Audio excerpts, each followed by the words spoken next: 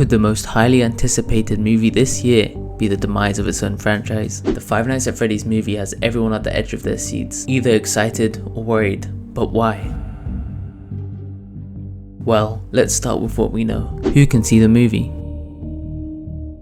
The FNAF movie is rated 15+. This includes things such as strong language, violence, and themes of death. This is one of the key elements which make FNAF the game it is today. With the community's mixed reaction aside, will this rating hurt the film? Or is it just misunderstood? Looking at the numerous teasers and trailers uploaded, we can see the FNAF movie will not shy from its core components. The movie being open to younger teens allows a larger audience such as parents who may know nothing of the franchise and its story. Not to mention adults looking for a horror movie in general. FNAF will be exposed to everyone. Is this bad for the franchise? Possibly. This may encourage the movie to follow a cliche horror trope which has been overused many times in the past. Although FNAF has its own unique storyline which is well known to its fans, it may not rub off well on the new audience and could possibly leave an overall negative rating. This leads us to the question, will the storyline live up to its expectations? We've seen adaptations in the past and the majority fails to satisfy their fans. This poses a major threat to the response of the fans, as there are hundreds of theories being formed even today. How will the movie hope to succeed? Scott Cawthon, the creator of FNAF, is behind the production of the movie, giving the community hope and confidence in its craft. On the topic of success, the FNAF movie was delayed by 2 years due to script changes. This is promising and should reassure fans that the creator is putting his full efforts into making this movie satisfactory. How could the FNAF movie go about bringing an experience to remember? Let's look at one of the best known and best received adaptations of the FNAF story. The FNAF VHS tapes, which are masterclasses in passive storytelling.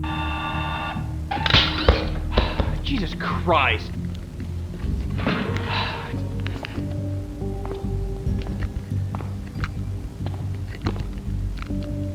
Damn, okay. So the entire shoulder joint just completely snapped. Although these tapes require prior knowledge to understand what's happening, it does not require the knowledge to fully immerse yourself and really enjoy as you sit at the edge of your seat. The movie would find its fear factor successful whilst including monumental moments in a clear manner. Alright, so one last thing I want to ask before I go. I was talking to another spirit here named Susie, and she mentioned something about someone in a bunny suit. Does that sound familiar to you? Gabriel, are you still there? Get out. Get out? Why? Why do you want me to leave, Gabriel? Get out. Get out. Have I said something to upset you? Get out. Considering the trailers provided, the FNAF movie seems to be taking an alternative method. Will the movie be dependent on jump scares? Although jump scares serve the game exceptionally well, the FNAF movie should not rely heavily on them. Constant jump scares and less focus on character development of each animatronic could be a major sacrifice to making a compelling storyline. In the blink of an eye, the pacing of the jump scares will be the definitive factor to whether the movie is corny or absolutely terrifying. There really isn't a middle ground with this movie. People do not realize how little the story is presented in the games. You've got to remember, the reason why the FNAF games are able to build such an intense fear factor is its idle movement. Its gory backstory is rarely shown because the player just sees this the majority of the time.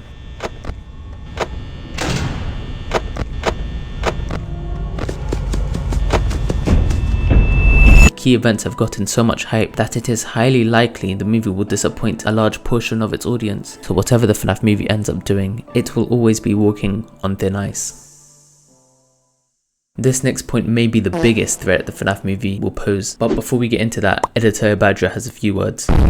I am on a journey to reaching 10k subscribers and I can't get there without you. This isn't my usual content style as I play FNAF games you guys recommend. So if that's your thing, why not subscribe? You can always unsub later. Please drop a like on the video and let's continue. Lore. The FNAF lore is the pinnacle of its major success. Without lore, there is no FNAF. This will completely make or break it for the FNAF movie, as it has to balance fan satisfaction as well as an impactful and coherent storyline. If the movie fails to find the perfect balance, it could destroy FNAF's reputation for its fans and potential fans. Sticking true to its roots whilst also being clear to its story will be one of the biggest obstacles for Blumhouse Productions. I'm actually a bit concerned that they're going to try cover too much of the FNAF lore, especially looking at the trailers. So much happens and the movie is set to be 2 hours long, so I don't know how that's going to work. The fans. I would like to begin by saying that I personally do not have an issue with the red eyes. This is one of the biggest worries amongst the community, where people are saying, "We like it better with black eyes on white pupils. Hope they change it before release." this goes right over their heads, as the red eyes most likely indicate that William Afton is controlling the animatronics. This is a misconception, as the hollow eyes on white pupils indicate that animatronics are being possessed by the kids. Fans speaking out on the red eyes negatively without much knowledge has caused a swarm of unhappiness to where the movie is being compared to the failed Sonic design back in 2020. Which concludes our last point, and the most detrimental factor to the success of the movie is the fans. So, could the FNAF movie end the franchise? Only time will tell, but one thing's for sure, this movie has the potential to leave an everlasting impact on the franchise and its dedicated fan base, forever. This video took a while to write up and edit, so leaving a like and subscribing would greatly be appreciated. Since you made it to the end, why not check out these videos where I played one of the best FNAF free roam games? You'll never guess what happens. Thank you so much for watching this video guys, and I'll see you all in the next one.